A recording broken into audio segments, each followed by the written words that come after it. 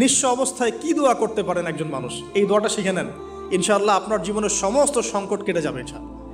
আমি নিজে ওই দোয়াটা বেশি বেশি করার চেষ্টা করি। দোয়াটা হচ্ছে, মুসা আলাইহিস সালাম একটা গাছের নিচে হেলান দিয়ে বসলেন, বসে দেখলেন দুইজন মেয়ে দাঁড়িয়ে আছে দূরে, পানি নিতে পারছে না, লোকজন পানি নিয়ে যাচ্ছে, ওরা দাঁড়িয়ে আছে বেচারি। মুসা আলাইহিস সালাম গিয়ে বললেন, কি সমস্যা আপনাদের? এটা নিয়ে আপনারা আবার মেয়েদের সাথে কথা বলার চেষ্টা করেন না, ঠিক আছে? তো মাহারাম গায়রা মাহারাম মেনে চলে। তারা বললেন যে আমাদের বাবা অনেক বৃদ্ধ মানুষ, আমরা পানি নিতে পারি না যতক্ষণ না আমাদের কম পানি নিয়ে চলে যায়। মুসা আলাইহিস সালাম তো একটু বললাম না, ফিজিক্যালি খুব স্ট্রং ছিলেন, থাকে না বডি বিল্ডার, সামনে গিয়ে কথা বলে সরো পানি নিতে দাও, তখন মানুষ একটু মূল্যায়ন করে না। তো মুসা আলাইহিস সালাম এভাবে পানি নিয়ে দিলেন এবং বাছুরদেরকে পানি পান করালেন, করিয়ে গাছের নিচে এসে বসে আছেন।